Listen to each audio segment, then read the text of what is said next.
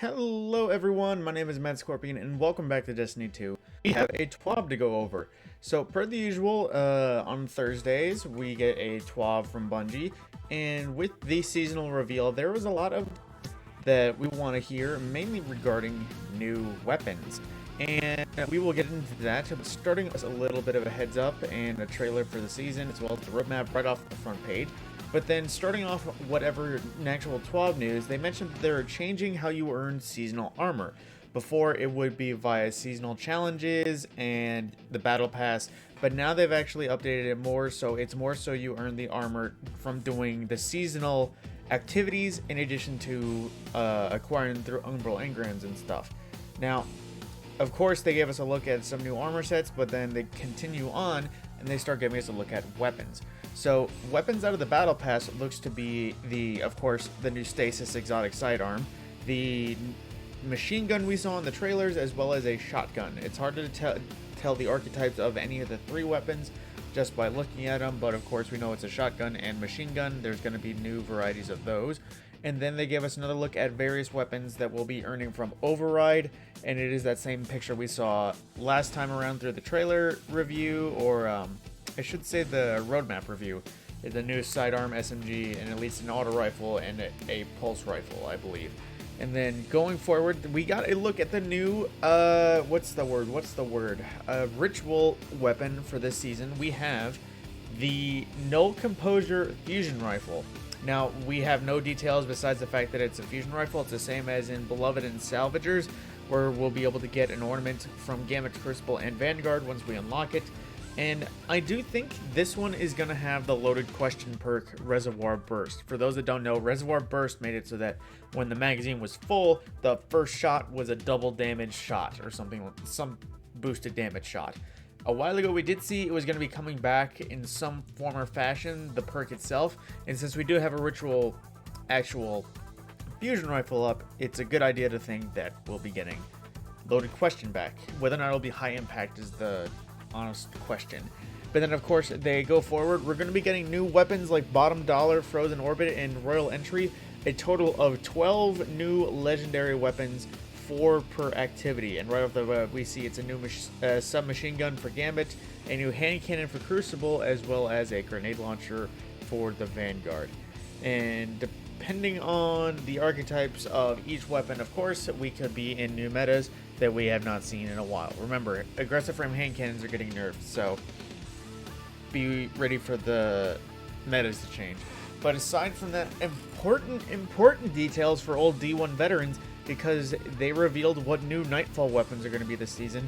Now, they might not fit a lot of your fancy, considering 2 of them are special weapons, one being an Amalon Sniper and another being a Vanguard, but the Hung Jury from Destiny 1 is coming back. For those that don't know, this was a Dead Orbit Scout Rifle from the Taken King that apparently, I get this from my friends all the time, apparently it was the best weapon. Like, the best. Like if you didn't have one whenever it disappeared from the loot pool, you were sad for the rest of your life or something. And then of course they give us a little words on weapons, but then patchwork. Some details that'll be shifting. I'll give you a full list, but I'll go over top to bottom. They're fixing some colorblind support, so stasis abilities now have colorblind support, as well as various player highlighting is colorblind supported. And for tuning, for the hunters, the freeze detonation from Silence and Squall has been reduced from 12 meters to 8.5 meters in radius, and the enemy Squall now has a red ring to define the area as it approaches. That actually works. I do think that flash freeze was way too big. Titan, Shiver Strike melee energy is now refunded when Glacial Quake ends. For those who don't know, just because Shiver Strike essentially gets amplified during Glacial Quake, a lot of times when it ended, we didn't have it anymore because the last thing we did was try to punch something. So now we'll actually get it back. And we also fixed an issue where players can trigger Whisper of Torment by standing in an opponent's barricade. Interesting. And for Shadebinder, the Bleak Watcher aspect now grants 2 fragment slots, so you can actually equip more fragments stasis variety. And for Chaos Reach, they fixed an issue where it allowed it to penetrate some thin walls and objects enough to damage and kill opponents on the other side.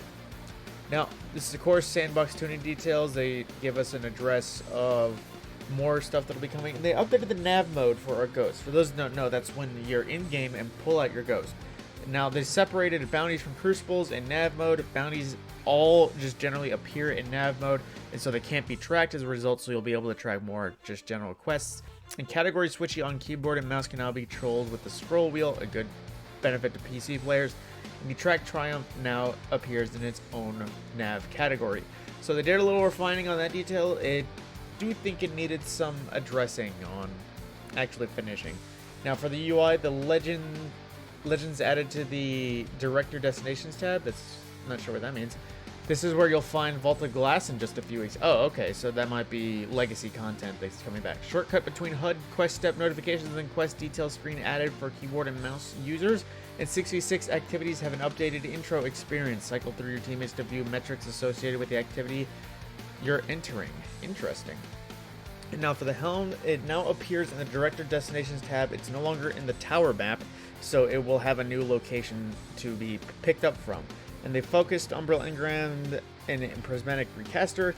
Umbrella Engrams now auto-decrypt when focused via the Prismatic Recaster. What does that mean? Oh, I think it is. As soon as it's focused, it just automatically decrypts itself. Okay, that makes sense. The visual states for focusing options of the Prismatic Recaster have been streamlined to reduce visual clutter and confusion. Now, this is also details regarding Glory, Valor, and Infamy. They did some tuning on it. This one was a bit of a long one that is going to be more complicated, but for those that actually care about it, I'll leave it on screen. If you would like to read it, you can pause it. And for Eververse and general things, Eververse has an archive, supposedly. Players can now easily... Oh, wait, yes it does. Players can now easily filter the offerings in the Stormfront archive tab, and per numerous community reports, we added many exotic weapons and armor ornaments from previous seasons to the archive tab. So, if there was something you missed from a past season that you wanted to get your hands on, check the archive tab. It might actually be there now. Now, for Bright Engrams, the spawn effects and shaders are now standalone items in Bright Engrams, and Bright Engrams can no longer decrypt into duplicates of said spawn effects and shaders. So if you get a shader or a spawn effect, it's something you didn't get before. Also, a small amount of glimmer will be awarded when decrypting Bright Engrams now. Now, for general updates, Momentum Control and Team Scorched have returned and will be a part of the weekly playlist. For those who don't remember, Momentum Control was Bungie's take at SWAT, and Team Scorch was when everyone had Scorch cannons. So, if you like those modes, that's good. They added repeatable bounties to Shah Han in the Crucible, Cosmodrome, and fixed an issue causing vaulted gear to erroneously drop from strike unique loot lists. Wait, that's weird. And I think that the vaulted nightfall weapons. I think that means vaulted nightfall weapons were no longer dropped, and they added a full suite of trace rifle focused armor mods to the game. Thank you. So now we don't have to rely on armor or auto rifle stuff for mods. Now, as well, they mentioned there's going to be a full list of patch notes coming forward, and they will fix some infamous. That's right. It's armor's transmog issues with the previous Solstice armor, and how they mentioned that we'll have 2020 armor in glows, but they wouldn't have past seasons. They are fixing it. They can't guarantee a date, but they will get to it. Now, of course, the details about things that'll be leaving. Season of the Chosen ends on May 11th. View our 3.20 update below what time it will end, and Season Slicer begins. Before the season's end, players who earned the Chosen, Conquer, and Flawless titles should claim and equip them to ensure they do not get removed. That is a just in case for those that are wondering.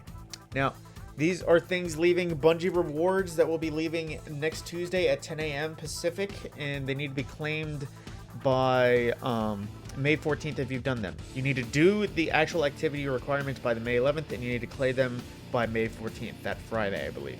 Now, the Europa Penguin figure for the Penguin Surveyors, the Chosen Seal pin that you need to also equip the title to make sure you unlock that, the Hawkmoon long sleeve shirt, as well as the Guardian Games gold pin and the Guardian Games jacket. Those will all be leaving soon, so you need to complete the required triumphs by next Tuesday and actually buy them by next Friday. Well, I'm not sure about buy, but at least claiming this code.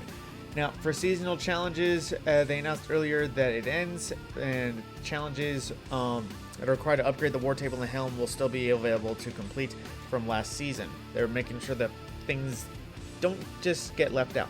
And once again, the shader upkeep There's overhauling shader system. You do not need 10,000 of a shader anymore. You can actually delete them and refund some of your stuff. You just need to have that one shader consumable, and then you will get the revamped shader system and actually save some money. Now, of course, they gave us some time windows. I'll just go ahead and throw them on screen for those that want to see them. And now some known issues. These are fixed issues that will be, fixed come next Tuesday with next season. And the Warden of Nothing strike, the number of champions defeated will now track properly for each individual player. The Fellwinter's Helm will no longer cause the 2020 Solstice of Heroes armor to default to void regardless of player's subclass. That would have been confusing. Players on the Moon will no longer automatically join the Hive Ritual Public events and must engage in combat to join the event as intended. In the Disgrace Strike, players will no longer be locked out of the boss room from spawning too far in behind other fire team members. Arc Strider Hunter's combat flow will no longer fail to trigger on melee kills. Cool. New light tutorial messages will no longer appear during the Crucible and Gambit matches. Cool. And Gambit dropped motes will no longer disappear immediately if the opposing team summons their primeval. Huh. Well, that could have been an issue. I don't play Gambit enough to keep track of issues there, but now we know of those. In addition, known issues that have not been fixed yet, but they are keeping an eye on, investigating issues regarding low performance on PCs, Season the Chosen quests, Hammer of Proving, and Guardian Games quests may still appear in the seasonal tab of quest log after Splicer launches, as well as investigating various error codes, including the Weasel and Ant Leaders. Now, of course, they go through the movie a week, and believe it or not, there's a lot of people doing art of the baby fallen all over the place. And then, of course, they give us a cheers and a closing statement, carrying off, and everyone is preparing for Vault of Glass like you would not believe.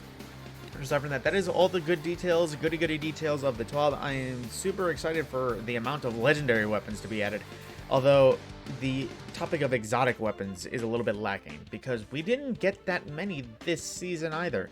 We got Dead Man's Tail, and then we got the TQ's Divination, and then we got the 3 pieces of armor, and that was it. I'm going to be honest, I need at least 2 exotic quests in the season here, Bungie. While Presage was amazing, and the fact that it continued to update and still had stuff to be done all season, it got stale after a while. Having to run it twice solo was a bit annoying. It drove down the mind. Now, that is just some personal gripes. Of course, opinion warning, but my name is Matt Scorpion, and that is everything for this video, and I will see you in the next one.